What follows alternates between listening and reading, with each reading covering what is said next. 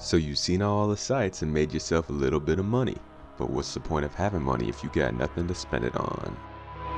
I am your host, Space Tomato, and in this video we're going to take a look at the options you have for spending your money in Star Citizen in 2019.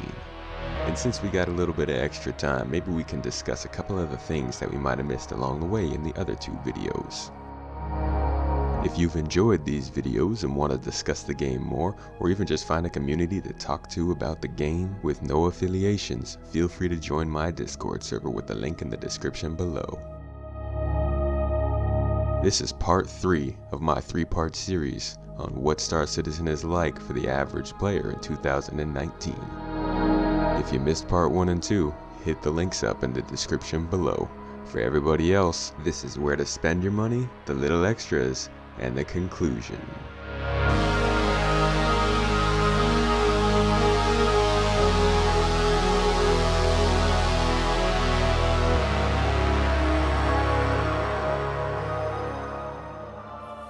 Like I said, now that you made some money, you need to know what to spend it on. So here's a quick wrap up of what to do with your money in Star Citizen 2019. Of course, we're all here for the spaceships, right? Luckily, there are a few places around the verse where you can hit up a showroom and see what kind of ships there are to buy. You'll find kiosks at each of the showrooms that have a distinct selection of the ships that you can get. A lot of them vary based on the location, and they're pretty expensive. If they're a little too much for your piggy bank, then you can also try renting ships at the same locations, but different kiosks. It's pretty easy to make enough money to rent several different ships on the very first day. You can also spend that hard-earned cash on component upgrades for your ship, which can improve the speed, shields, and power ratings of your ship. This is actually where most of your money's going to end up going once the game is fully complete, so get used to it in the alpha now. And of course, there's always FPS weapons available at almost any space station or landing zone in the game. And in addition to these weapons, you can also get attachments like scopes, sights, laser pointers, or compensators. And don't forget, you can always be purchasing armor. And of course, if you really want to make more money, feel free to invest your money into cargo so you can ship it around and make even more money for those more business-oriented individuals. And that's just about it for the different ways you're going to be able to spend your money in the current version of the alpha. Now let's go ahead and talk about a couple of the little extras that I might have passed over in this 3-video series. Some of those interesting tidbits and glitches you might encounter in the game. The first thing we're going to touch on is what you could consider your main personal menu in the game, something you've probably seen throughout the videos.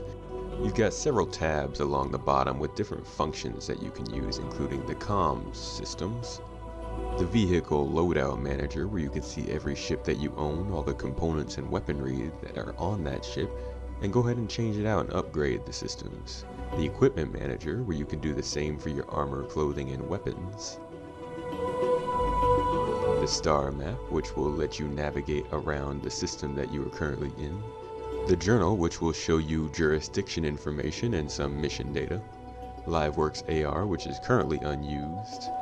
The vehicle maintenance services, which allows you to refuel, restock, and repair your ships. And the contract manager, where you can see all the missions you got lined up for you to take on.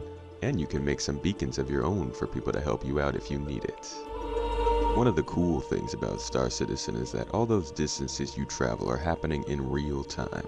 So if you're going to leave a city and fly out to orbit over a planet, you really got to make that trip. Nothing ever gets despawned. That city is still down there and all the players with it.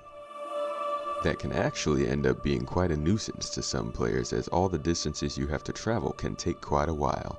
Even the quick travel across system, quantum jumping, takes plenty of time to get from one planet to the other.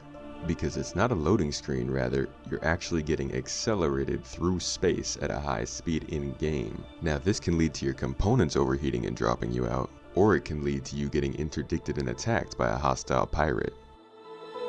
This feature has some interesting implications. If you're making a short jump around a planet and there's a giant 40-ship battle taking place in low orbit, you actually would be able to fly right past it and see it from your cockpit.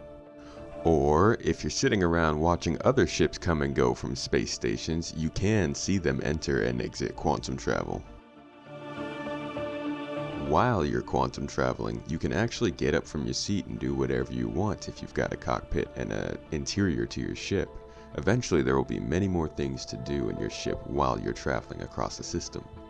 Another fairly newly working and cheeky feature is that you can now log on and off from your bed on your ship, so you don't have to go from a space station or a landing zone in order to log in and out of the game. You can hop back in from anywhere you see fit. And you may have noticed throughout these videos that my vision tracks separately from the direction of my body. And that is because all you need is a webcam in this game to track head movements. The developers have also partnered with Faceware to allow for facial expressions to be transferred right into the game in real time. Your voice is also diegetically transmitted into the game. You may have noticed all of these things throughout these last 3 videos.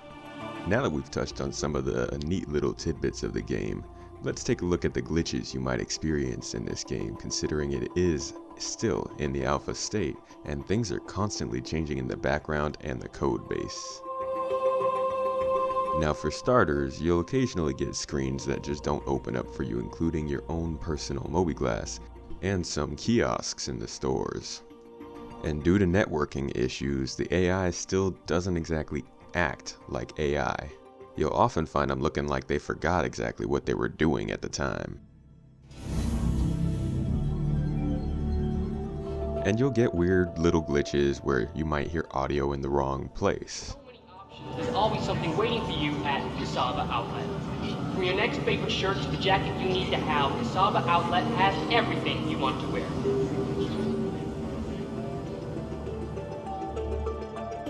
You will still encounter some major frame rate drops in some locations where you get pretty low FPS, and you'll also see the game crash every once in a while, unfortunately. And objects might disappear, fall through the floor, you might randomly die. Just be ready when you jump into an alpha like this. Now we spent enough time covering what this game has to offer, so let's go ahead and get to the conclusive summary. When you buy this game, currently in the end of 2019, you're going to get 2 planets. You're going to get 10 moons if you count Delamar as a moon, 14 space stations, 40 plus unique ship chassis with over 100 different ships, 7 quest givers, although they might be a little broken right now. You're going to have dozens of repeatable basic missions in all different categories, dozens of weapons, both FPS and ship-based, ship buying and renting, which gives you a goal to strive for, and a great community that's got your back. Of course, there are the troublesome folks, but for the most part, people are pretty nice around here. Now on the other hand, you've got general instability with glitches, crashes, low FPS, and just general jank that you get with an alpha game. High PC requirements means you're going to have something that can play this thing, and install the game on an SSD. That's a requirement. The game is far from finished. It's been a long time coming, but it's still got a long ways to go. And there are quarterly updates that will indeed wipe all your progress every 3 months, so look out for that. The game's seeing constant changes, so you can't really depend on the specs of every ship and weapon the way that you can in a finished and shipped game. And there are broken missions. You will run into, like I said before, glitches in your missions that make it hard to finish them. That's just part of the alpha game. And of course, feature delays. Star Citizen is infamous among the community for delaying features between updates because they run on a time-based update schedule, not a feature-based update schedule. You will see things moved around a lot. And if you want to get an idea of when features might come or might not come, there is a public roadmap that you can check out. This roadmap covers both Star Citizen and the single-player game that the company is also developing in parallel, Squadron 42. However, as I said, feature delays mean it might not be as reliable as you'd hope. Though CIG has recently been releasing a roadmap roundup every week to help soften the blow of these delays and explain what exactly is going on behind the scenes. And finally, if you find yourself wondering if your computer can handle the game, the developers have released an amazing tool on the website which allows you to compare your specs and the results you would get in-game to the community, while also giving you an idea of the optimal and minimal requirements and the FPS and ping that might come with those requirements. I'll leave a link in the description for any of you curious folks.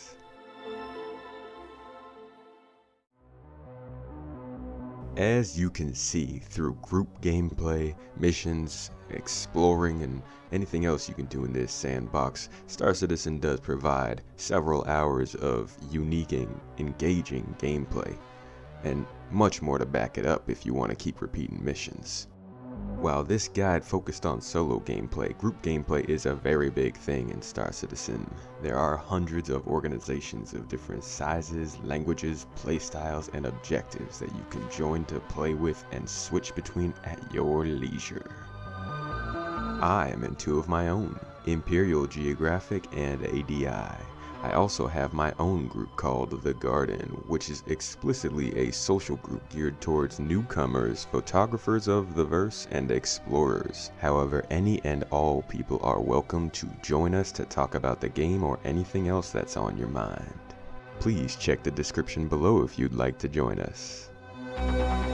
I hope that this video series has accomplished what I had set out to do, which was to inform newcomers and curious folk alike of what Star Citizen is like to play in 2019.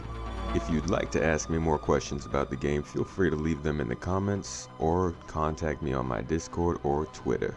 I'm always looking for new people to play with and newcomers to help get into the game. If you're interested in supporting me, please consider sharing this video with anybody who might be interested and checking me out on Patreon. Thank you again for joining me. This has been Space Tomato.